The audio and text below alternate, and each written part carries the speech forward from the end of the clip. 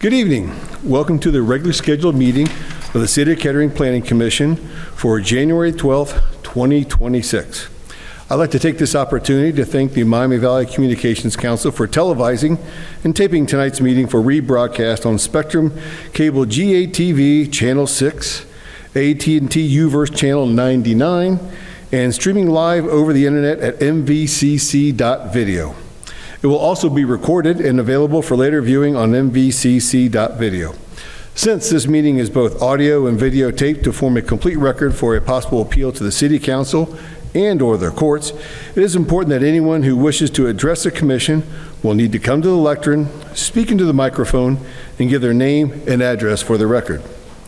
The Planning Commission is a volunteer independent body appointed by Council whose mission is to hear all bodies involved and subsequently make a motion to approve, deny, continue, or recommend the application. All action by the Commission can be appealed to the City Council. I'd like at this time to do introductions. To my left is Ken Lackey, Assistant Secretary. To my right is Ray Waskey, Vice Chair. And to his right is Don Rethen, Commissioner. And my name is Troy Urbis, Chairman of the Commission. With us tonight, we have two guests from our staff. First, we have Tom Robillard, Planning and Development Director, and we also have Mr. Ryan Holmesy, our City Planner. So tonight, being the first of the year, we get to appoint new officers for the calendar year 2026. So with that, do I have a motion for appointment of officers for 2026? Mr. Chair, I have a motion for the Planning Commission Board for 2026. We have for chairperson, Ray Waskey, for vice chairperson, Don Rethman, for secretary, Ken Lackey, and then for assistant secretary, Troy Urbis. This concludes my motion for officers for 2026. Second. Seconded. Any comments, questions from the commission on this? Yep. If none, Mr. Holmesy, if you'd call the roll, please. Mr. Rethman? Yes. Mr. Lackey? Yes. Mr. Waskey? Yes. And Mr. Urbis? Yes. With that, the motion will pass 4-0. And give us a second, and we will reposition our team here to reflect the 2026 Planning Commission. Okay, all yours. You stay right here, right? Nope, you get to slide over. I slide over. Here. All right. We'll cheers for a second. All right. Ryan's going to help us with this name tag. We're old school here.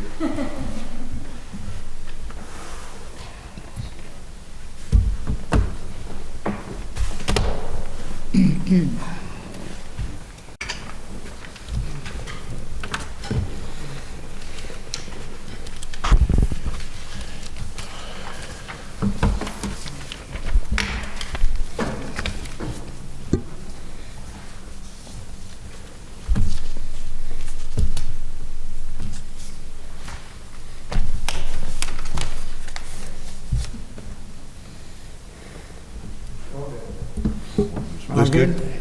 All right. Okay, moving on, going on to old business. The first item on tonight's agenda, get my glasses on, is approval of the minutes of the Commission's meeting of November 3rd, November 17th, and December 15th, 2025. Do I have a motion to approve the minutes? So moved. Do I have a second? Second. It's been moved and seconded to approve the minutes of November 3rd, November 17th, and December 15th, 2025. Mr. Holmesy, would you take the roll? Mr. Rethman? Yes. Mr. Lackey? Yes.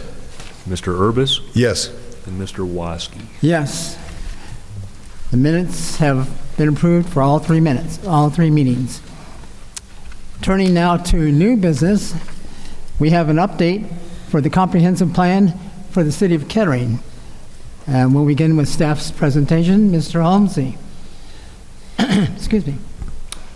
Staff does not have a detailed presentation this evening, but we did send out the keyword draft of the comprehensive plan that has been in the works for about the last year, a couple of weeks ago, and the consultant this evening will be giving a more detailed presentation. And if there's any questions during the presentation or there's any comments, just say them at the time that you think them, so that we don't, so we actually get everything out there, and we can hopefully answer any questions you might have and bring more information forward at a upcoming meeting, if we can't answer the questions this evening.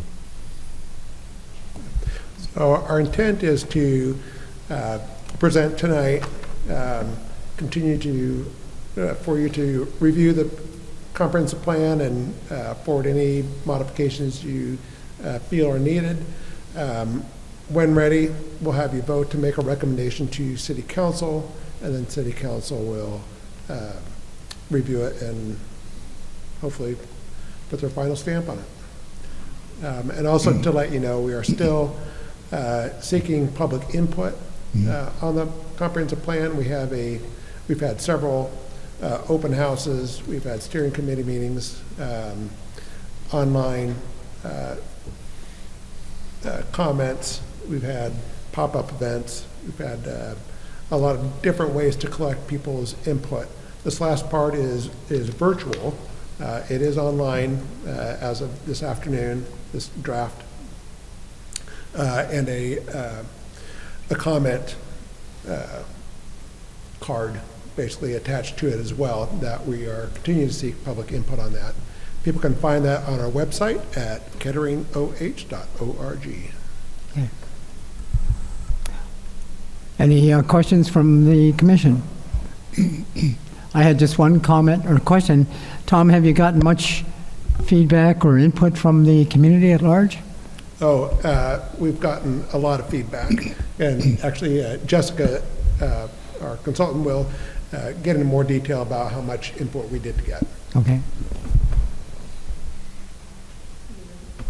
Yes, please, come forward. Tom's going to take all of my spotlight of everything I'm going to share. Well, thank you guys for having us come tonight. We'll start out by... Excuse me, would you give your name and address, please? Yeah, Jessica Huffnagel, 1429 Railside Drive, Columbus, Ohio. And you represent whom? Yep, we're from MKSK, so we were hired for the consultant team for this project. Okay, thank you. And then Aurora will also be doing some of the presentation tonight. Thank you. Well, thank you guys for having us. Like Ryan said, this has been over a year in the works. We do have a draft plan, so we will review that tonight. But we kind of want to step back on what we've been doing before we got to this plan, how we got to everything that is in the plan. So like I said, my name is Jessica Huffnagel. I used to be a Kettering resident, actually, so this has been great for me to come back and do this plan. I was also an intern for Kettering at once, so we've been full circle here. Kyle May, who is not here with me tonight, is the principal on this project, and then we also had Randall Gross, who was our economics consultant, who helped kind of develop this plan as well. We also have a full staff that has helped develop this plan, but we've also had a lot of people from the community. So we've had business leaders, we've had a steering committee, we've listened to stakeholders, we've listened to the community. So this plan is really built up from everyone in the community. So tonight, like I said, we'll kind of walk through the process overview. I'll do a little bit of engagement overview, highlight some of the key numbers. We'll walk through how this plan was formed, how you'll use the plan, and then we'll start to dive into some key sections of this plan to have you guys figure out how we build it up, and we'll end on next steps. So kind of like I said, we'll just go through about this plan, where it came from, and highlight some of the key areas. So you guys did your plan over 20 years ago, so it was a really important time for you to kind of dive back in and figure out what is next for this community, highlighting specific areas where you need to dive in, what are those economic opportunities that you could get into, what is your livability, what makes a safe community, what is really will make up this whole community. So why now? Like I said, your plan is 20 years old. You are adapting, you're evolving, have people aging out, you have people coming in. So how can you keep everyone here that wants to be here, address the new challenges, aging infrastructure, aging retail centers? How can you start to bring new uses back into the stuff that you have here, seize those opportunities, reuse, redevelop, and then anticipate the community needs? So that's where you come in, you ask people what they want and figure it out so you can help plan for them. So this plan kind of started back before we even started. You guys did a lot of work in the strategic plan, so we've been able to build upon that throughout this. But you've done a lot of other previous plan that has built a lot into this work. But then we took all of that, we did our plan, but then there will be a lot to come after that. You can do more market studies, housing studies, area plans, some specific stuff to keep this effort going forward. But like I said, there was a lot that went into this. It was looking at your guys' profile, it was looking at the data, figuring out what is here before we start to figure out what you can do in the future, listening to the residents, the business leaders, the community, what do they want to see? Like I said, we took that strategic plan, we also integrated that into the plan. That's where the vision comes from in this plan. And then we start to build that checklist. What can you actually do? What are those actions that you'll have? What are those strategies? Who are your partners? And then in this plan, we also had some focus areas, really diving in, zooming in, figuring out some key areas for the community. So like I said, we've been doing this for the past year. We are towards the end of this. We're at that fourth component. We're in this draft plan. Like Tom said, there is that third meeting that's out there. It was just where we can get some feedback on the plan specifically, and then hopefully we'll move this into adoption here later. It's the engagement overview. So we heard from over 100 people throughout the process. We had 2 in open houses. We also did a pop-up event, and then we had something online where we could catch more people. So that online stuff caught over 400 different voices. It's a great way to capture more people in the community that can't come out to those meetings. We did 25 plus one-on-one interviews, so we sent a whole list out and then asked people to schedule some time with us if they wanted to meet with us individually. Like I said, Randall Gross, our economics consultant, did 10 interviews here with local businesses, and then he also sent out a survey to capture even more people, so he had 51 survey responses come in. So we did that first round in April. After we collected all of our data, we were able to kind of put some stuff out there early on. We had 50 people in person. We had 4 topical stations around the room. We also did 2 pop events where Tom and Ryan were able to take some of our stuff and go out to the community and catch people at some events. And all throughout that first round, we heard from 400 plus people. Once we were able to collect some data, figuring out what people wanted to see, we were able to come back for a second open house in September. We had 60 people there. We had focus areas that we had developed around the room, as well as some early recommendation stations on those topics, where we asked people to vote on what recommendations they wanted to see. That was able to show us kind of what priorities are standing up. And then we also put that online where we heard from over 100 people. So some early themes that came out of this that were helping us develop was housing and diversity. What kind of housing do you have here? What kind of housing do people want to see here in the future? What are those redevelopment and reinvestment opportunities? Seizing those right aging sites, reinvesting, mixed use stuff. Walkability and connectivity. Where do you need to see key connections in the community? Where are some of your gaps? What are those active transportation opportunities that you could keep building on? We heard a lot about green space and environmental improvements. You have a lot of parks, but maybe you could diversify them a little or make them a little more natural, adding some more sustainable features to them and creating a more natural environment. Civic and identity. People love Kettering because they like to know that they're in Kettering, but could you continue to add to that? We heard some public art gathering spaces, places that people can come spend time together, and making a place that celebrates Kettering identity and builds pride. Amenities in a business mix. You want to hear people, they want more mixes. They want restaurants, coffee shops, farmers markets. They want places where they can come and do things, spend more time there, and not just come for one thing and leave. We heard a little bit about code enforcement, just making sure that you're keeping Kettering clean and those codes that you have are being enforced. Green infrastructure sustainability, native landscaping, renewable energy, sustainable sites, put that in some of your codes.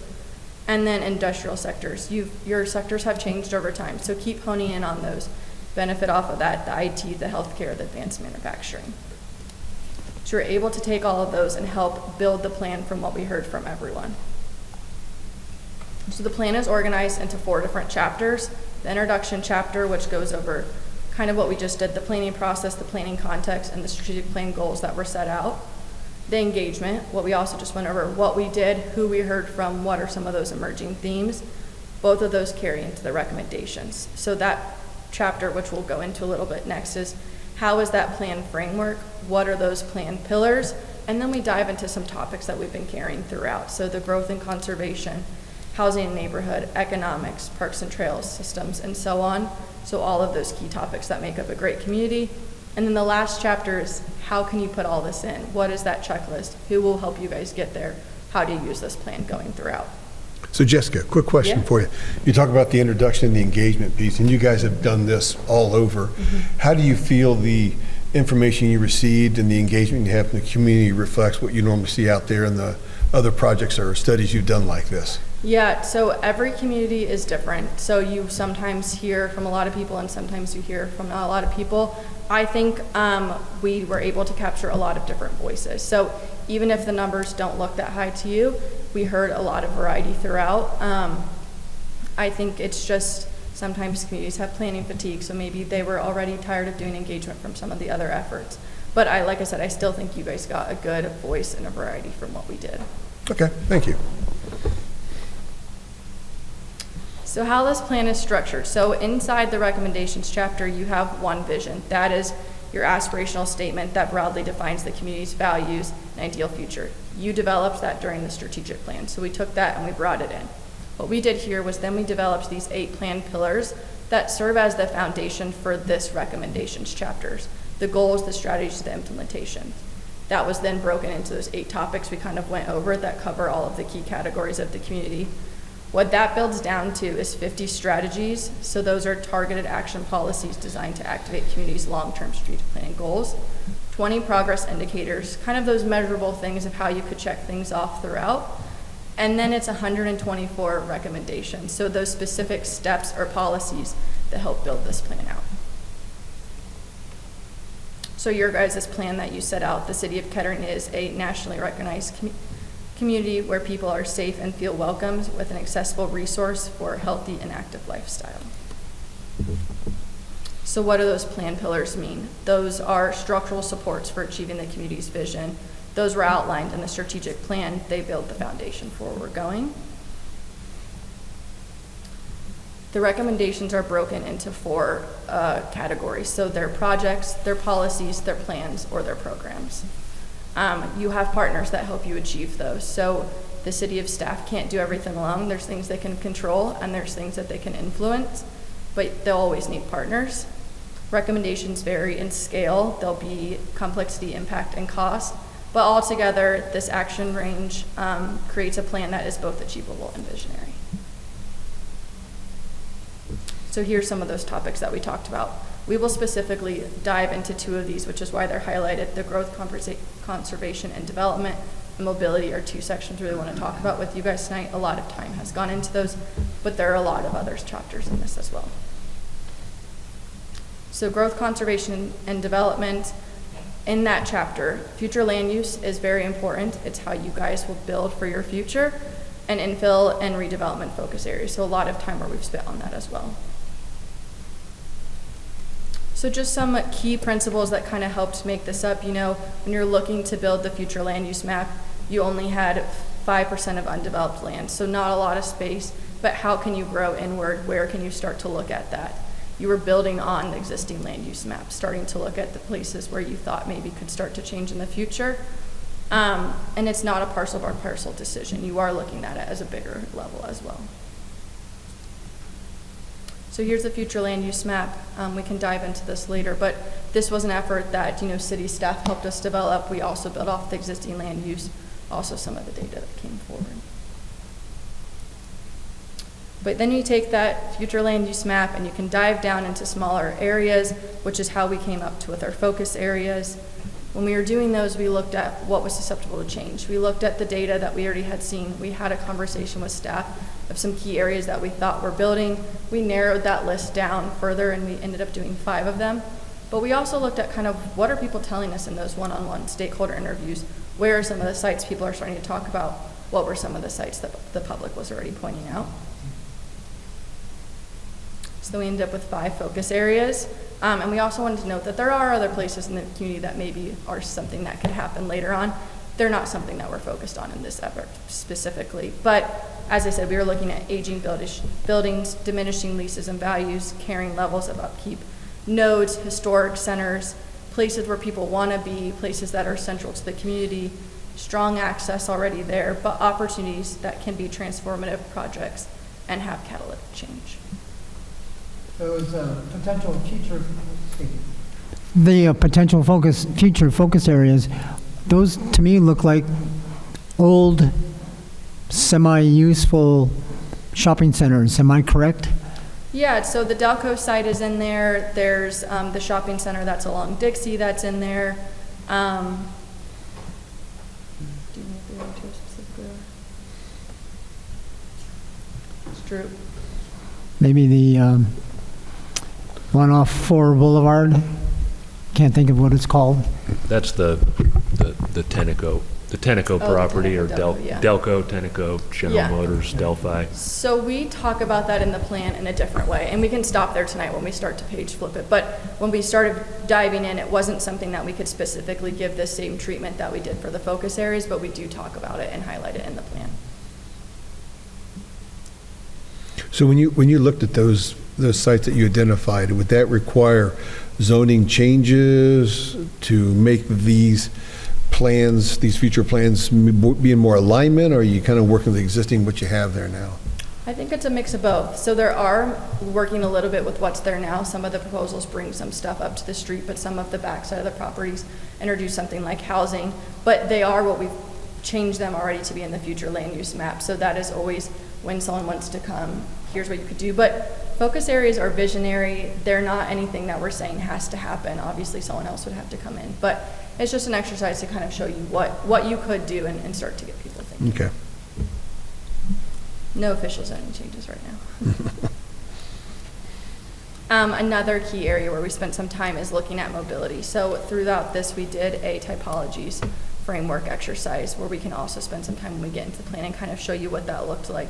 But mobility also is looking at traffic and safety, crash spots. What are those bicycle and pedestrian infrastructure?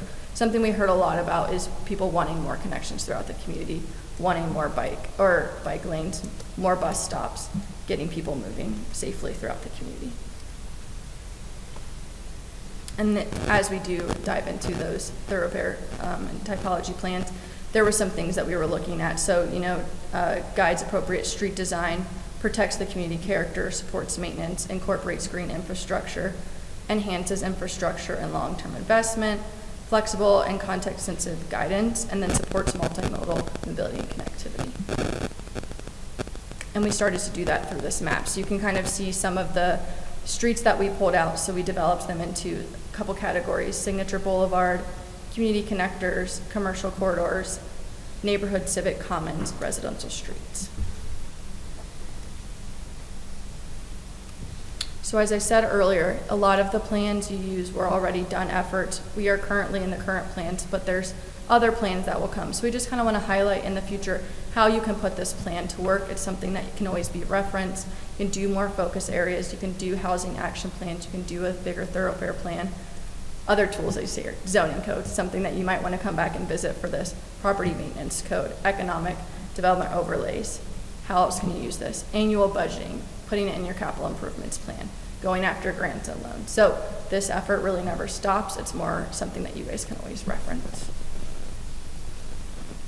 And the last thing in this plan is the implementation. It's kind of like that checklist. So you'll see all the recommendations. You'll see the priority that staff put to those recommendations. They connect to the pillars, the goals, the framework of this, as well as outlining that type. Is it a program? Is it a policy? When we think that might take place. Is it in the next couple of years? It is a longer term goal. What does that look like? And then who here would help lead that? Is it planning and development? Is it the economic development department? Who might help you get those recommendations done? So implementation is the last chapter of that plan. Any questions on kind of the process that we went through before we dive into the plan? Any questions? No. Okay.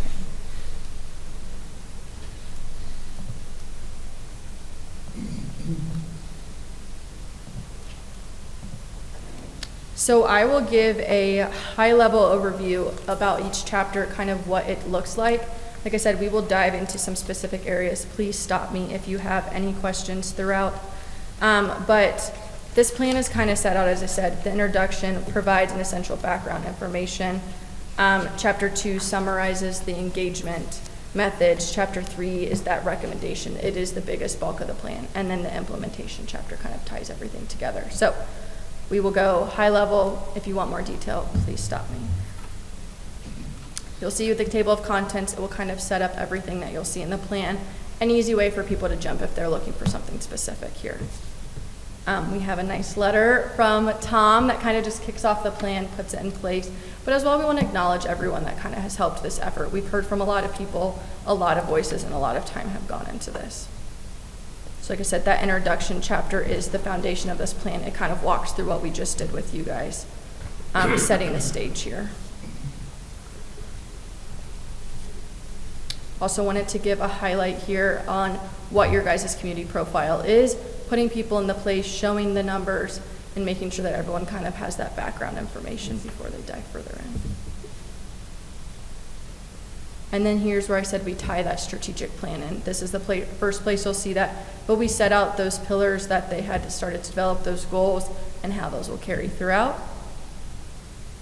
Chapter 2 covers this full engagement process that we went through.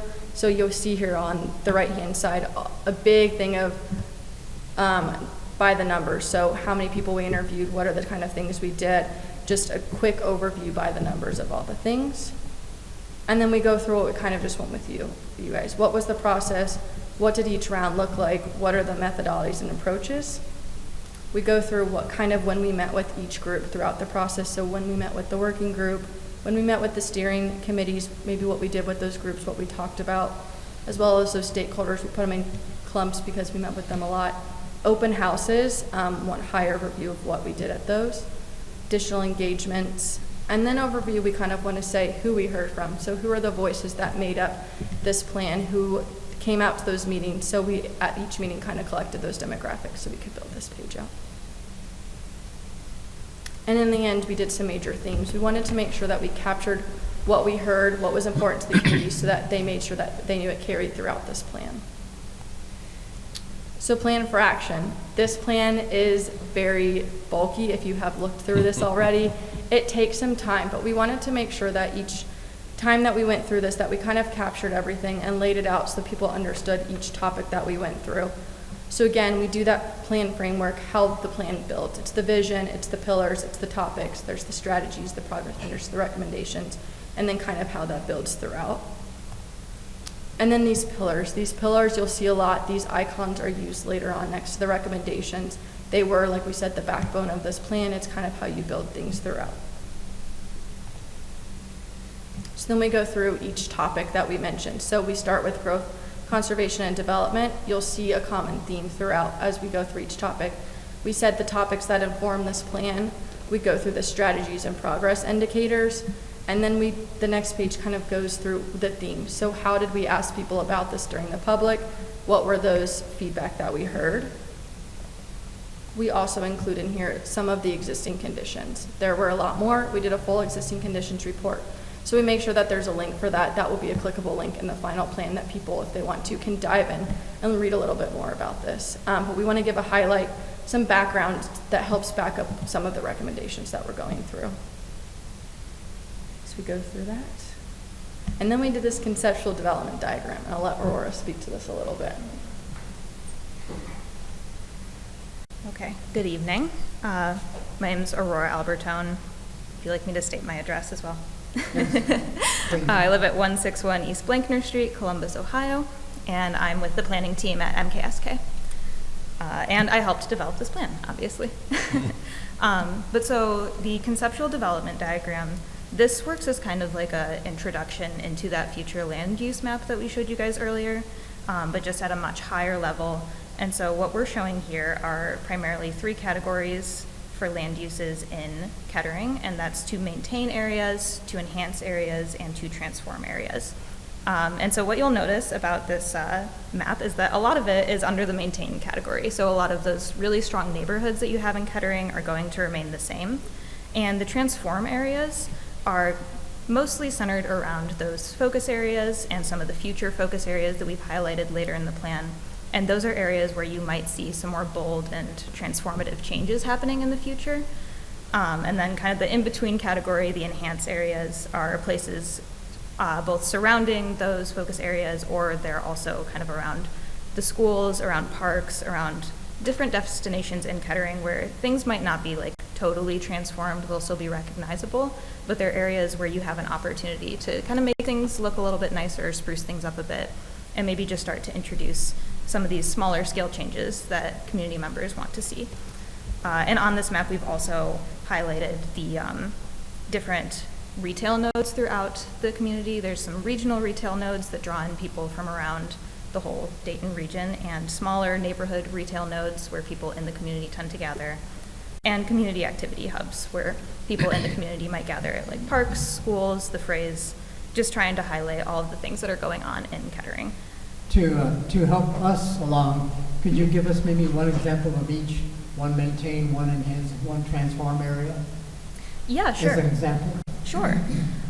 So as an example, you could take pretty much any, I guess, residential area in Kettering as a maintain area, because, and the reason we've identified these as maintain areas is there's a lot of strong housing stock, there's a lot of very close-knit neighborhoods.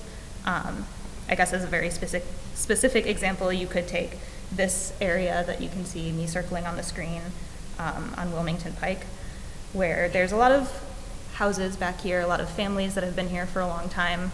And so these are areas that we want to preserve kind of as they are, maybe with little enhancements here and there. You know, your regular maintenance, streetscaping, keeping things nice, but not really changing how the land is used. And then next to that, right here, we have one of our focus area sites. We've called this one the Triangle. It's right by the Meyer over there.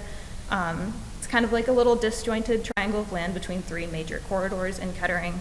And this is an area where we see there's an opportunity to really alter the way that this land is being used, maybe to put some new uses, some new mixed-use stuff in, some new recreational opportunities. So that would be an example of a transform area. And then some of the area surrounding this we've labeled as enhanced because it's next to an area where there's some bigger transformations that could happen in the future.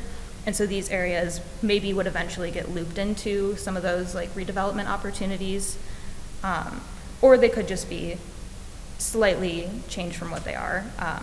Another example is the school facilities plan. All the schools are, going to be redone, and so that is something where it's changing in a pretty drastic way, but it will still be kind of recognizable in terms of how the land is being used. Does that help kind of illustrate what we're going for here? Yeah, thank you. Great. So again, that kind of leads into the future land use map.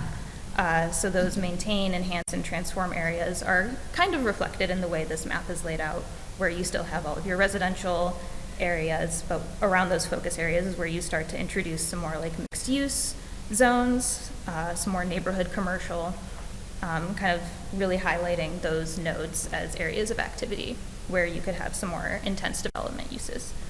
And in the plan, we go through each of these future land use map descriptions so that you get a little bit of the key characteristics of each type of land use that we're proposing.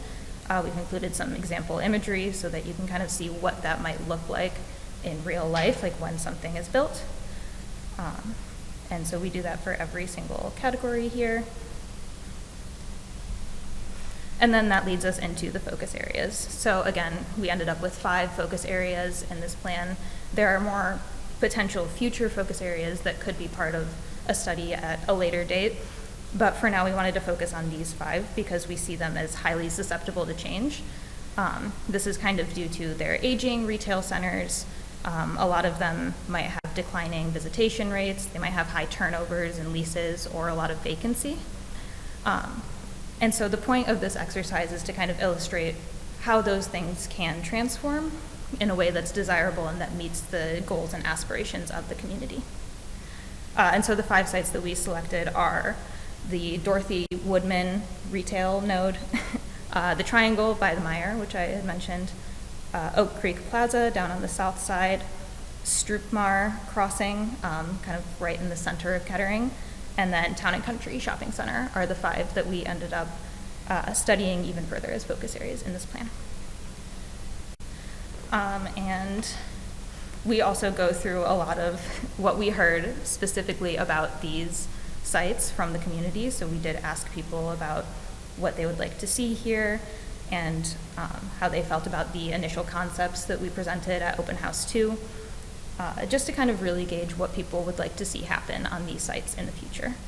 And so this is something that we wanted to showcase at the forefront before we introduce the ideas, just to really show the community that this is a reflection of what we heard from them. And then the strategic approaches to development is also going to be important later on. We go through each of the 5 focus areas, and we wanted to acknowledge that whenever we're talking about like redevelopment or infill or any of this stuff, we're not necessarily saying you're starting from a blank slate and wiping everything down. There are opportunities where you might want to maintain something and make sure that it's managed properly, that it's upkept well, but that there are things that will stay and remain the same in these focus areas. There's also opportunities for infill. Obviously not a lot, as we talked about earlier. Kettering's pretty built out, but there are small opportunities for infill and ways to just like better utilize land in some of these areas. There's retrofit opportunities where a building might be fine to stay, but there's ways that we can enhance the outside to make it more walkable, more appealing to look at, and just ways to reuse it in a better and more enticing way to draw people in. And then there's redevelopment opportunities where a site might change dramatically in the future. And then through each focus area, we've also tried to identify a catalyst site. And so these sites are strategic sites for priority reinvestment, and they're kind of like priority 1 for each of the focus areas. And we chose them because we think that this is where change should start in this area, and it can spread to other sites throughout each focus area. And the process that we're describing here isn't really anything new, so we also wanted to highlight the case of Hills and Dales Shopping Center. There's a few different examples throughout Kettering where the city has kind of helped spur development where they saw an opportunity. So we did highlight Hills and Dales as an example of that here, where there was an aging retail center, and today it's now known as Governor's Place, and it's completely transformed. And so this graphic just kind of shows like all the possible ways that an aging property can arrive at redevelopment and reinvestment for the community. So then before I get into the focus areas, are there any questions so far? I guess when you look at the opportunity and you see trends, is there anything else that we should be thinking about as we look at a long-term plan from trends? I mean, you highlight Hills and Dales, and retail's really changed dramatically, obviously. Mm-hmm. Is there anything else that you guys saw in your experiences that maybe we should be thinking about, or could be a step to help us be successful in these changes? Yeah, I guess, so the susceptibility to change analysis that we do kind of brings in a few different factors, and like the changing landscape of retail is one of those things. But another thing that we look at is also just simply like land ownership. Like if you have one person that owns a large piece of land, then that area might be highly susceptible to change. Obviously looking at visitation trends and leases and all that. But really what this exercise is about knowing what you want versus what you don't want to see happen on a site. And that way, when those opportunities arrive for, say, redevelopment to happen on any of these sites, the city has a vision for what they'd like to see and how they'd like to see that area change. Is there any of these that you see here as you look at those that would be a priority first for us, do you think? I mean, to take on all 5, the city would say, oh my gosh, that's a lot, and that's a lot of dollars as well. But is there hey, I think this is the one that maybe you guys should focus on first? Or? Yeah, so I think based on what both plans have said out of the 2000 and the strategic plan, I think Town and Country is probably the first one. It's where people have been saying they want a town center. So if you're answering people's desire that they've been looking for over 20 years, that site that people have asked for is maybe Town and Country. But I think there's a lot of other sites that can be a starting point. It just kind of depends where do you want to move that needle first. I think we call it Stroop Mar, which is on Stroop and Marshall, is something that when you kind of look at one site, it's an easy one. It's a bigger property owner. There's just some parking out front. Once you move that one, we have it as it moves all the way around. You get those key connections. Aurora can highlight that as we get to that. But as far as trends that you asked, I think we're seeing that just big parcels with a lot of parking out front, big box retailers just aren't doing as well as they used to. I think sites that are doing really well are something that has a good mix to it. It has a variety. They're moving out to the front a little more. They have that curb appeal. Some of the ones that are seen more dated, I think they're just getting tucked away and people just aren't noticing them as much. things that are walkable, I think is something that's doing really well, is not so much car-centric places. Yeah, I was a little curious about your selection of Hills and Dales. That's kind of ancient history to us. I mean, I was on the city council in 1987, and that's when that came up, and we're way beyond that now. I would suggest dropping that and maybe looking at something like the southern part of Wilmington Pike, which is largely undeveloped. I think the Hills and Dales was just an example of how the city of Kettering partnered with, sort of kickstarted that private development. That was an example. I don't think that's part of the, That's not part of what, Yeah, Okay, good. that was just a local case study where this organization was a part of taking a tired shopping center and getting it redeveloped into something that the market at the time was demanding. and that was a big That was just a success. case study, It not just a, kind of shows you have done this before. You've been able Right. to be successful in doing that. That might have been all, as Ryan said, that fit that time, but it's something that you guys have done well and you can do again. Okay, I guess I misunderstood No, that. that's okay. Thank you for asking. I've got a question about transition areas. I noticed there's one area, I call it Moraine Farm, was listed in, looked like a transition area. So what the plan is trying to do is, if that's privately held property, obviously, if they would want to do something with that, what the community would like to see there? Is that where we're going with the transition? When you have empty property like that, it wouldn't be redevelopment, it would be something new. Is that? are you talking about on the maintain, transform, and On the Yeah, it was enhance a map? transition area. Yeah, here. Right there? here. Yeah, that's under transform. Transform, I'm Just sorry. because that's an area where, of course, the hospital owns it. Right. They recently consolidated all those properties together, so that west side of Southern is all one, like, boomerang-shaped piece of property now.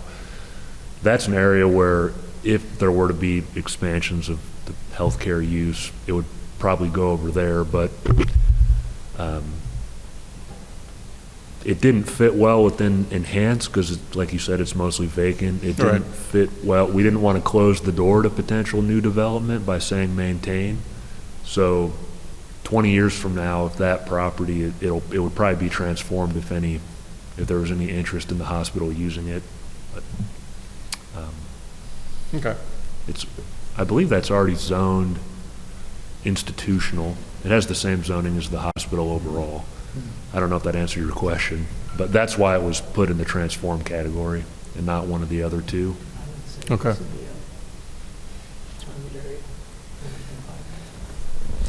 I guess Yeah, it's a future. one other question, you mentioned the 5, and then you kind of mentioned the technical plan as a, kind of didn't make the cut or is on the precipice of that. Is that due to the vast size of it or the industrial section? Is that kind of what's limiting that? Because I look at that as, that's my dream spot. What could you do there? Could you do what you had before? Probably not. Could you do housing? Do something else? I don't know. I just find that a large lot of land. That's, I think, a single owner, if I recall. It's, Yeah, so in specifically the Tenneco site, we know that it's being transformed right now. Tenneco is left, and the new property owners are actively engaged in trying to recruit a new business there, or multiple businesses. They're actively remodeling the whole site and reconfiguring it so that it can accommodate new businesses. So we know it's actively being transformed, but it will stay, it's our intention that it stays industrial, and they'll reuse the building for those purposes. So it just didn't, it is a transformational site, but it didn't reach the level of Opportunity with the these others. other sites that are really susceptible to change, that will make a much bigger impact on the community and the surrounding neighborhoods. Okay. Fair enough. If you get to I think it's the economic prosperity section, there's a action step for Tenneco that's, I think it's like 2 pages long. Yeah, we'll pause there. Okay. There's a pretty detailed hypothetical concept plan for that site that was included in the plan, but making like a 3D diagram, and there's a lot of unknowns with how that property will be ultimately reused. So we figured it was better to focus on a couple of the other ones throughout town. But there is a very detailed as you can get for a concept plan included in this document. Okay, fair enough. Thank you. All right, let me get back to my spot here. So the focus areas, there's a bit of like a rinse and repeat approach to how these were each done. So I'll kind of just describe what you'll see for each of these, and then we can walk through each of them. I'll try not to be too long-winded about it. But for each focus area, we do have a spread that just kind of goes over some of the history and some of the critical data that came up when we were researching these sites and just kind of what's going on there today, which is the spread that you're looking at right now for the Dorothy and Woodman site. And so here we kind of just talk about like what are the trends that we're seeing in retail use in this area. This one, we wanted to call out how old the shopping centers are compared to some of the newer options in the area. Obviously, the Green was built like 40 plus years after some of these shopping centers. And so for each of the sites, you'll see just some overview of those types of data points. And then the next spread is the proposed enhancements. So this is where those different approaches to redevelopment come into play. We've tried to identify a catalyst site for each of the focus areas, and that's kind of priority one for each of these. So for this one, we've identified Woodman Place. It does have a slight declining visitation, and it's also on the border between a established residential neighborhood and more of a commercial area. So we've identified this as an important site.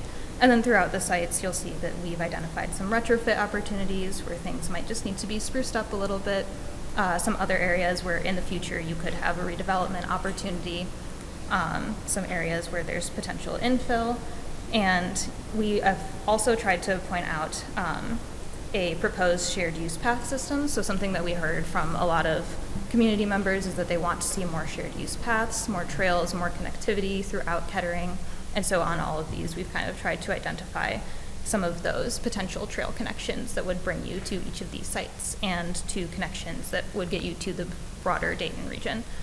For example, on this one up in the top left corner, you can see there's a connection to the Future Flight Line Trail project, which would connect to the broader Dayton trail system. So we have tried to kind of plan out what that might look like in the future. And then for each site, we've also done a type of visualization for the catalyst site. So for this one, this is showing the potential long down the road transformation of Woodman Place. What we've kind of proposed is bringing that retail front to face the street a little bit more, enhancing some of the sidewalks just to make it a little bit more connected to the other side of the street where you have some office uses. There's a lot of jobs in this area, as you saw in the first spread, and also introducing some new housing types in the back part of the site. And so we kind of walk through the different changes that we're proposing for each of these concepts. And so, like I said, kind of just rinse and repeat for each of the 5 sites. So we have the triangle, kind of what's going on there today. For the proposed enhancements, you do have an existing, the Iron Horse Trail goes along Stroop right here. So kind of focusing development that would front that trail connection, and then maybe making a new green space on the triangle to be used by the community. And we've kind of visualized that here. Also would pair with some safety enhancements along Woodman Drive to connect to this established neighborhood that's over on the right side. Then we have Oak Creek Plaza. This one, there's a lot of opportunity for redevelopment here. It's a big empty building, a lot of parking lots, declining visitation rates since 2019. And this is also where a lot of the densest housing in Kettering is currently located. There's a lot of apartments, a lot of people that live down here. And so lots of opportunities for catalytic change in this area, lots of opportunities for redevelopment. And we've kind of started to visualize what could be a potential phase 1 for the catalyst site here. We did point out that you could really pick any of these sites to be the catalyst. We ended up going with this one where Oak Creek Plaza is today just because it's located on a corner. It's all a single owner. But starting to visualize how you could add some more housing into the community with some right-sized retail, just to make it a very walkable and enjoyable destination for people who live there and who visit there. Then we have Strootmar Crossing, as we've called it. This one, as Jessica had pointed out earlier, kind of does a little like clockwise motion of catalytic development that could spur development on these other sites. This one obviously has a lot of different landowners on the other 3 sites, other than Strootmar Plaza. So this would be definitely like a long-term vision. But by starting with your consolidated ownership at Strootmar Plaza, you could introduce something that would really encourage other sites to think about how they're using their land and think about what the future could hold.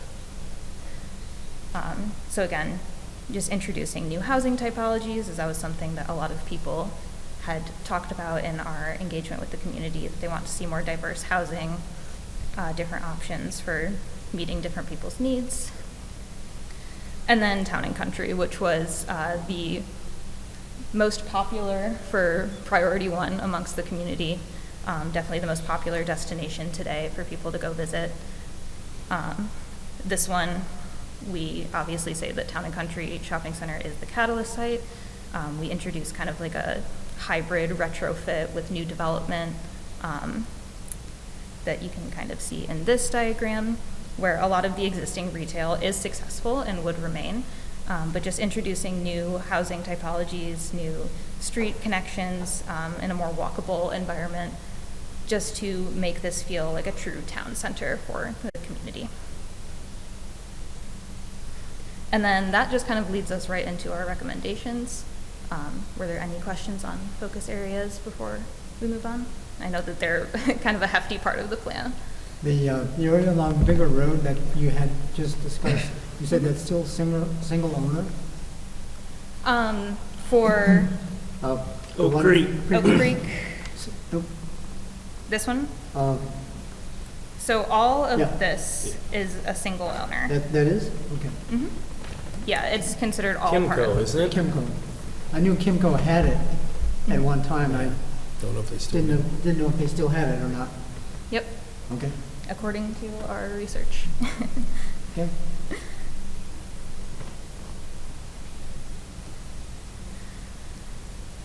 All right.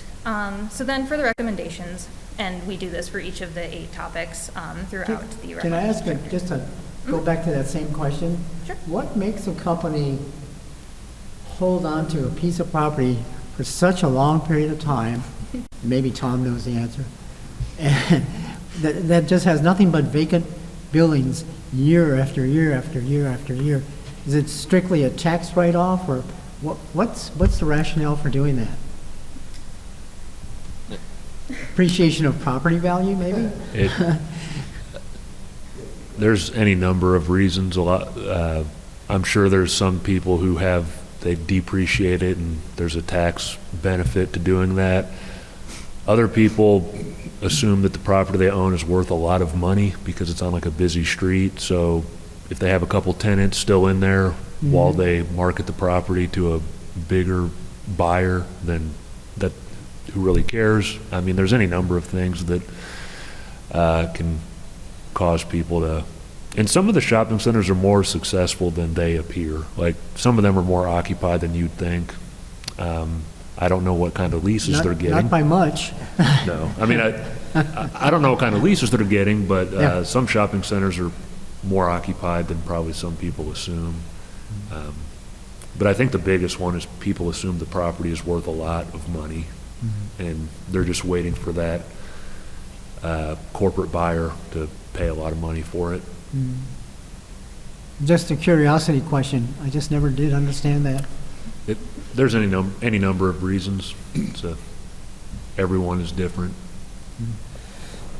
One quick question, I think more for the staff and maybe more toward you, Tom, as you look at these 5 areas they've identified. What's the city's staff's kind of opinion and thoughts? Any agreements? Anything, yay, nay? Just get a feel from, you guys do this every day. You live here. What's your thoughts? Yeah, actually, we had a lot of input into those sites, along with the community, with the our consultants, MKSK. So, yes, we were very much on board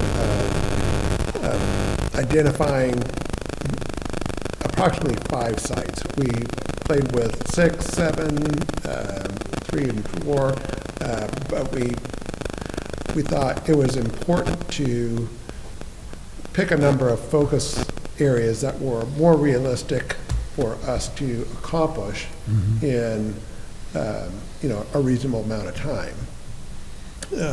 There's a lot of areas in Kettering that do deserve focus on, but we don't have unending resources to do it all. So we chose those 5. And yes, we think those 5 are the top priorities as far as staff concerned. Okay, And the most likely to get redeveloped. thank you. Could you go back to your town and country? This one, or? Yeah, that's the one, Okay. where it says multifamily housing. Is that new multifamily housing on town and country property, or is that what's already there? This would be new multifamily housing on town and country property. that's So what I today, thought. there's some additional kind of shopping strips back here, but they're Right. not really as primary as this front one. But so this is still part of their property over here. Okay, and is that generated, where did that idea generate from, putting multifamily housing on that property as opposed to trying to expand for retail? Actually, it's been talked about by the property owner It has. For some time. We've been working with them for years on what to do with that back area. We sold them the old fire station land. They Right. demolished a lot of the shops back there, and that old Tuesday morning building is still vacant. So they know that that area is transformational, and they have been talking to us about multifamily there. So it kind of coincided that that's what we were thinking as well. Now, I do want to clarify that it may be rental property, it may not be. That type of housing is just up in the air. And I want to reiterate that these aren't visions. These are ideas that are thrown out there Right. that, here's what could happen, let's talk. Okay. Thank you. One more question is, one thing I noted I've written down going through this was the Miami Valley Regional Park. Any thoughts of what may be opportunity there, or is it pretty much status quo, you think? Are you talking about the research park? Research Park, yeah. They are working on their own separate master plan right now. So this, if you look at the future land use map, it literally highlights that area and says there's a separate master plan in the works for that area. So this process didn't really focus heavily on Research Park because we didn't want to, that dark gray area. We didn't want to propose contradictory ideas. So there is a plan that focuses heavily on that area that is in the works right now, just separate from this one. Okay, any timing on when that may be shared with the staff, or? Yeah, it'll be within the next couple months. Okay, that's it, okay. The Owners Association is funding the study, but the city of Kettering is the primary property owner out there. So it's separate than the comprehensive plan, it's a focus area, basically, but they're running it. And so, but we are heavily involved in how that is Okay. transforming or coming along. That's probably the largest parcel we have Yeah. available in there, then kind of excluded out. It's like, well, okay, how's that work together here? Okay, fair enough, thank you. Be curious what that comes up with.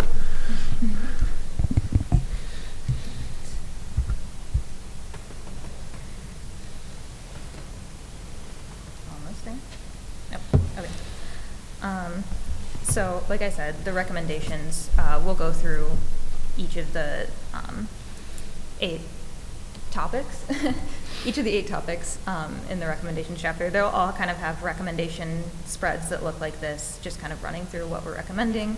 And like we said earlier, these little icons next to them identify which of the 8 pillars these recommendations speak to. So some of them have multiple icons because they speak to multiple pillars. But we just wanted to reiterate throughout the plan that those pillars are kind of the foundation of the goals that we want to achieve over the next 20 years in Kettering. I have one real quick comment. This is the part of the report where I think having a lot of different eyes on it will be helpful. So if there's anything that you question, that you're concerned about, that you feel either that's being recommended or that you think is missing, this is the part of the report where we've all been looking at this document for months now. So fresh eyes on it is extremely helpful for us. So don't hesitate to recommend changes, additions, removals. This is the part of the report where I think that'd be the most helpful for us. It'd be helpful anywhere, but this is the. One thing for me, and it was with the little icons, and at some level I'm like, oh, those mean something. But especially if you get somebody new looking at that and you're in on the page, you're like, unless it says, see this page for what the icons make, or just the little key that repeats itself even through, I mean, it gets to be repetitive, but if somebody's not, if somebody else is looking to come into a development park, they're going to look at a specific section. So I just think something like that from a user ease of use kind of thing, that would have helped me. Yeah, that's great. Thank you. And just one other thing to note on the recommendations is that these came from some of your past plans. They came from efforts that we've been doing throughout this. So it is a compilation of things. So if you see anything that is repetitive or, like I said, wording that doesn't match what you guys want to do in the future, please note that as well. But these are supposed to be comprehensive. They are a big part of this as well.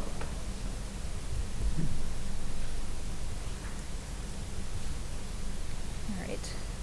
So for some of these other sections, I'll just quickly kind of talk about the themes of each of these. So obviously housing and neighborhoods, we kind of talking about expanding housing options and housing stock condition, all those types of things in these sections. We go through what we heard from the community, what types of housing they like to see in Kettering, and kind of what we heard from those open house meetings. Again, some of the existing conditions of what's going on in Kettering today in terms of housing and neighborhoods, and then straight into the recommendations. So not all of them are as heavy as that upfront land use chapter. And you'll also notice throughout that we have plenty of little sidebars just kind of defining some of the terms that we're using for people and showing some examples from around Kettering, around the Dayton region and beyond, of how these things have been implemented in other communities. So plenty of little bits of information in there as you guys are making your review. The economic vitality section talks about jobs, future of the economy, job market in Kettering, kind of opportunities for growth and diversification of job sectors. And this is where we do get into the Tenneco site.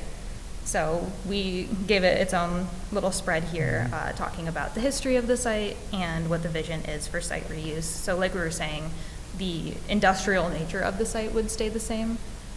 We're just kind of proposing a sort of business park approach to divvying up the site into more manageable chunks of land for users to come in and potentially develop upon, turning it into a little bit more of a business park setup, with its own street network system. It would have that connection to the flight line trail, so it would be sort of on a regional path for people. But we have lots of recommendations outlined in here for the site, including some policy positioning of like how to better market the site, what financial tools you can use to incentivize investment in this site, and just kind of creating more clarity around how this site wants to be used in the future, which I can go back to this visual if you guys just wanted to look at it a second longer. What we did with this map is pretty much just show how you could maintain that main building if there's a user that wants to use that, but how you could also use other parts of the site to kind of split it up into smaller sites if there's smaller businesses that want to have access to this business park. They could even combine sites, like these are all kind of split up in a way that you could take just a little 3-acre chunk, or you could maybe want 12 acres to do something. But just a way to kind of add more diversity in ways that people could use this land while still maintaining an industrial use. On a couple slides back, you had a housing chart that kind of caught my eye, that mentioned having lower lots with smaller size. You know which one I'm talking about? Was it this one? No, it wasn't that one. Oh, there it is. New housing on smaller lots, 45 to 55 foot width lots. I know that was kind of the rave maybe 10, 15 years ago. Is that still a hot item now? Well, it's a direct quote from someone from one of the open houses, so that's just a suggestion that they are proposing. I think the broader idea that they're getting at is that they want to see more housing diversity in Kettering. A lot of the housing in Kettering was developed in the same 2 decades, I think 60s and 60s. 70s. Yeah. So, I think really what we're getting at, or what the community member was getting at, is that they want to see an opportunity for just some different housing typologies that maybe are more suitable for newer families, younger couples, but just something that can introduce housing at different price points for people who want to live in Kettering. I think that's something that this chapter focuses on a lot. When we were asking people kind of what housing, people love housing. Could you come to the podium, please? When we talked, when we were talking about housing, a lot of the times we heard is that people really like the housing here, but there might not be housing for new residents who have gone to college and want to come back and live here, or the people that are here that it will start to age out. So kind of put those housing in for everyone that wants to be here, that full circle of life, different price points, different diversity, different types. As you can see, this map on the right kind of shows when these houses were built in different clusters. So if you look over here in the yellow, 1980 or later, there is not a lot of new housing here. So where can we start to put some new pockets in, which is also introduced in some of those focus areas? And another thing a lot of people brought up, I think that came up at the steering committee meetings, a lot of the houses that were built in the 50s and 60s are 3-bedroom, 1-bath, and pretty much everyone today wants 2 bathrooms. Yeah. Yep. So that came up quite a bit at different meetings. So whether we can make it easier for people to build additions onto existing houses to have that second bathroom, or some other policy, that was one thing that came up a lot when we were talking to people. So. And I think a lot of people still want to have a 2-car garage. They definitely want to have at least a garage. A garage. But then the other challenge we have is in some neighborhoods there is an attached 1-car garage on all the houses, but there's 3 bedrooms and 1 bathroom. So when people want to add the second bathroom, a lot of time they convert their garage. And then they lose the garage. And, it's definitely a challenge.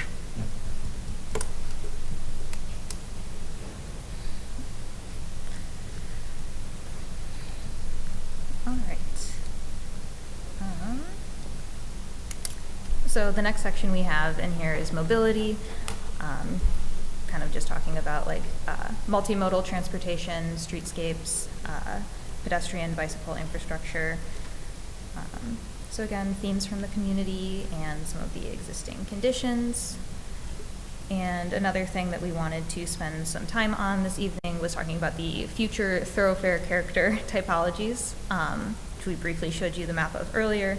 These are the different road typologies that we have designated throughout the city, and we've developed some sort of proposed conditions of just what these roads could look like in the future, to better serve the needs of community members, better serve the needs of the traffic that's traversing along these roads. We use lots of example imagery to just kind of illustrate what we're talking about here. So this one is the Signature Boulevard, which would be the segment of Dorothy Lane, kind of from the eastern edge to Wilmington Pike or just after, and then all of Far Hills Avenue throughout Kettering. These being kind of like the primary corridors that people travel through Kettering on, and these would really like announce that you are in Kettering. So that's kind of what we're trying to get at with the Signature Boulevard typology. Then we have community connectors, again, still pretty heavily traveled by the community, and they just have an opportunity to be more multimodal, be really conducive to pedestrian and bicycle traffic while still managing their higher traffic flows of cars and buses.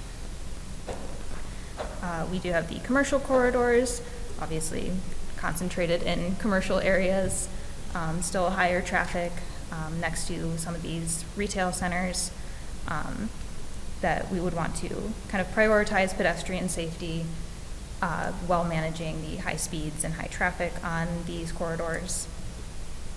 The neighborhood and civic commons typology kind of goes throughout the community along areas where there's community destinations, schools, parks, civic centers. And so these ones, again, have the opportunity to kind of have more personality, more pedestrian connectivity, kind of exhibit that Kettering character that people love so much. And then residential streets is a large portion of the streets throughout Kettering that, you know, not much might change with these ones, but just making sure that sidewalks are maintained, street trees are implemented, making sure that these are comfortable places for people to walk and enjoy their neighborhoods. And we do have a little section that goes through streetscape plantings as well, just opportunities where you can introduce more native plantings, native to Ohio, and more stormwater management plantings. The goal here was just to show that you could have something that's more than just plain old lawn grass without necessarily needing to use more maintenance to keep up those things. And you get the added benefits of beautification and stormwater management in implementing these throughout the streetscapes. And then right after that, we have the mobility recommendations. Then we get into parks, trails, and recreation. This is a bit of a lighter chapter. We do acknowledge that there's a master plan going on for parks right now for the community. So we did still touch on it a little bit, got some themes from the community and some existing conditions. But otherwise, just some general recommendations here. And then systems, kind of the boring stuff, the infrastructure, stormwater, stuff that is very important, but maybe less obvious to the community. Was there anything, as you looked at the infrastructure, that was a concern to allow for the development you're looking for here, or the opportunities? Do you have an answer on that? No, I think pretty much the way that they're set up now still allows for what's going. Obviously, when you would go into a further study, you would need to figure out what really is on the ground and underneath. But I think as far as most of the systems that are set up today, it allows for some stuff. I would say probably with the exception of fiber Yeah. in residential areas. Yeah, there's some recommendations about fiber. And our engineering department, just a note, they're working on a stormwater master plan citywide right now. I don't know exactly when that'll be done, but we of course don't provide water and sanitary sewer. We work with the county on that. So this chapter really, a lot of the recommendations are beyond our control, but we are doing the stormwater master plan right now. So when that comes out, we might get some pretty interesting recommendations or information from that. So. All right.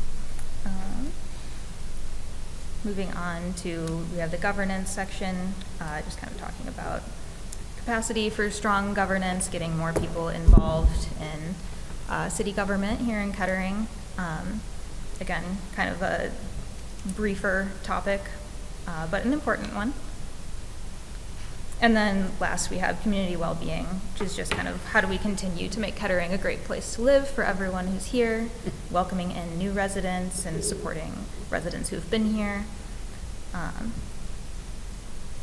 And that brings us into the implementation chapter. And so this one kind of talk about some of the stuff that Jessica already went over with you earlier about updating the plan, plans yet to come after this plan, and the continued work that will go into implementing these things over the coming years. And then we have the implementation matrix. So this summarizes all of the recommendations that we went through, all 124 of them, into a more brief kind of reference at the back of the document. And so the key over here tells you the 8 pillars that each of these recommendations speak to. We did do a timing exercise of kind of when these efforts would take place. We identified a lead from the city, what department would kind of spearhead each of these efforts. And we also have first and second priority items, of which is sort of related to timing, but the first and second priority is like what's really the emerging issues that the city wants to take on right away. And so these are separated out by the 8 topics: the growth, conservation, development, housing and neighborhoods, and so on and so forth.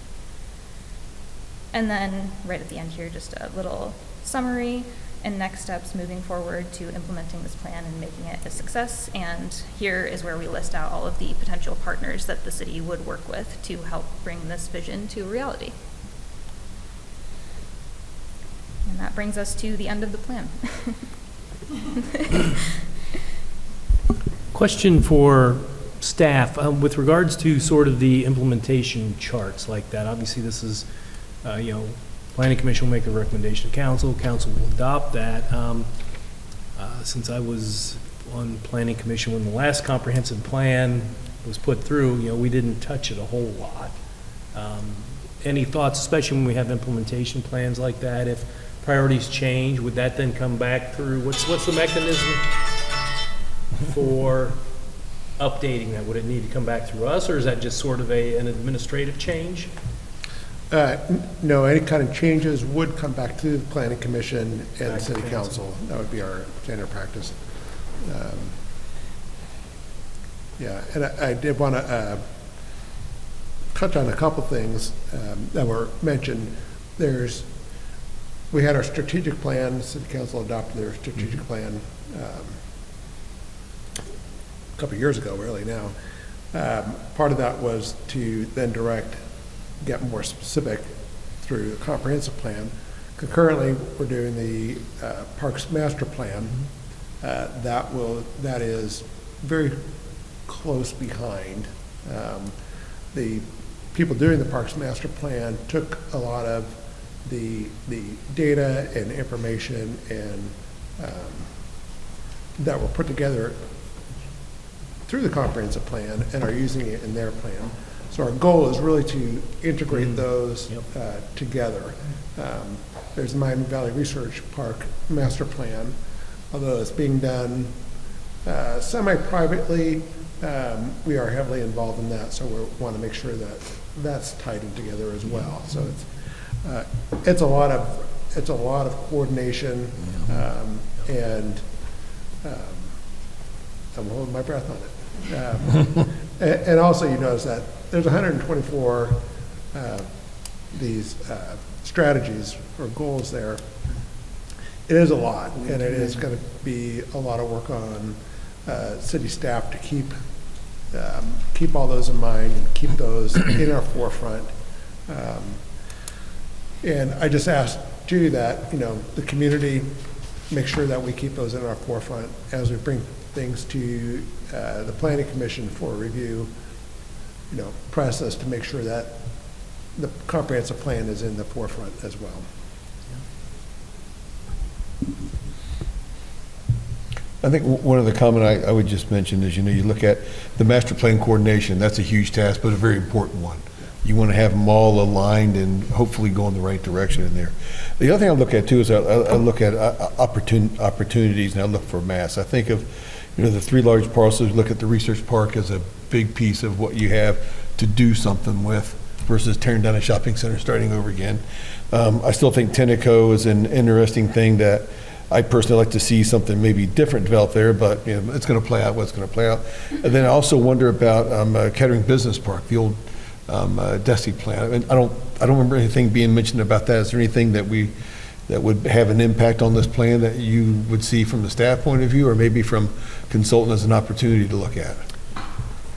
That particular area, on that enhance, maintain, transform map, the one vacant area of that business park was under transform. That's obviously an important business park in the city, but 2 of the buildings are owned by Sylvita, and then the city owns where the court building is, and then what's called Building 46. So there wasn't a heavy focus on that, but it is a focus of just our development efforts to bring more jobs to the city. That one's a little bit trickier to deal with. Yeah, and as we go along, opportunities are going to pop up not in our focus areas. Right. And therefore then our focus is going to be on that. Something may come up on Tenneco or the research park or the area that is Shantz Road and South Dixie. An opportunity may arise there, so then our focus is going to be over there. We'll always come back and refocus then on what we directed on, but we do know that we're going to be pulled in a lot of different directions all at once. What we think today changes tomorrow. Yes. We can't control the world, what the external pressures are. Yeah. But very impressive plan.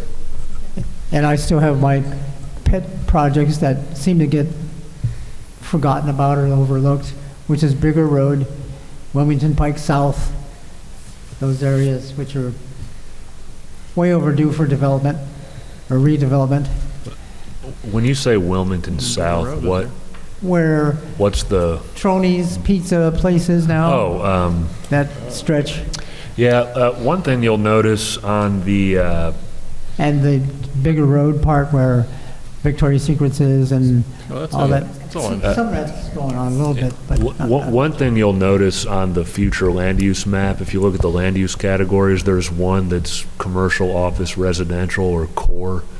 If you read the land use description of that, it's written in a way that these are areas that we acknowledge could potentially develop as kind of a one big plan, redevelopment potentially, and it's the orange area there, and you can see the Wilmington Heights is orange, Victoria's Secret is orange. Also the little shopping center up by Greenmont Village. Not necessarily all focus areas, but areas where there's one owner or a couple owners, kind of old, on a corridor that's busy where the infrastructure's already there. So it's kind of a gray field redevelopment. So we didn't forget about that area.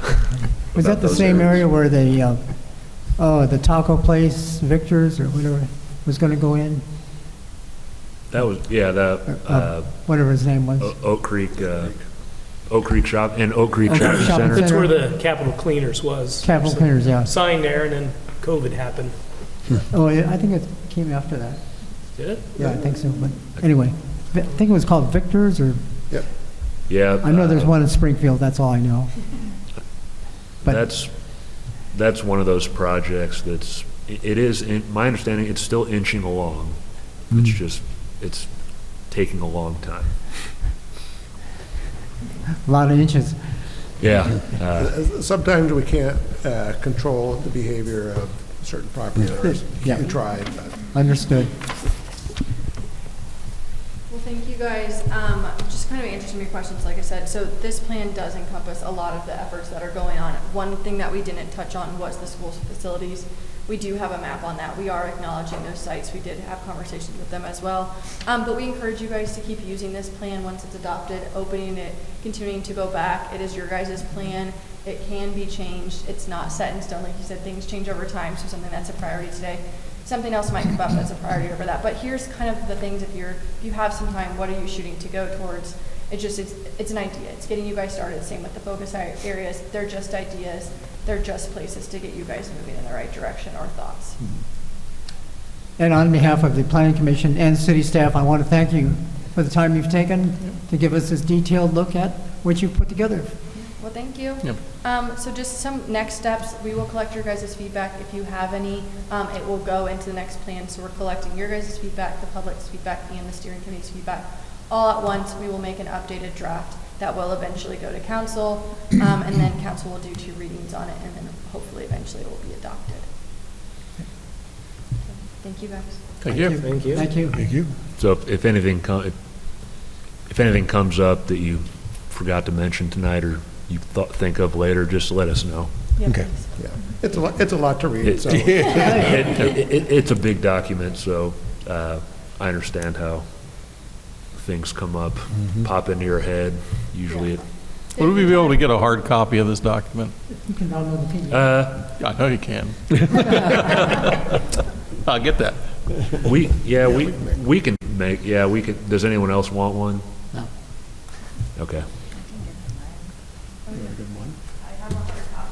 I mean, this is not bound, but you can have this one, or we can. Great.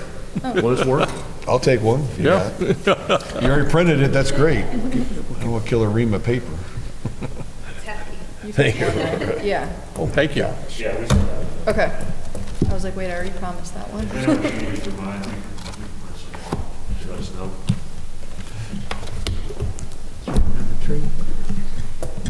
They already did. Okay, thank you very much. Next item, last item on our agenda is audience participation. Seeing that there is no one in the audience wishing to speak to the commission, we will move on to other business. Signing of plats.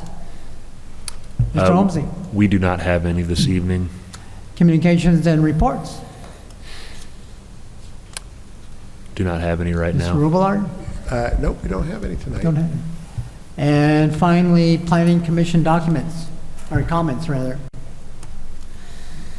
Nope. Got anything? No? Thank you, ladies, again. I suppose I do have one, is that if you know anybody that is interested in being on the planning commission, they can let the clerk of council know, and, because they'll be reviewing applicants and appointing a new planning commissioner. Thank you. Has that been put on anyone's calendar so far? I don't, For it interviews? is on the, in the works. Okay.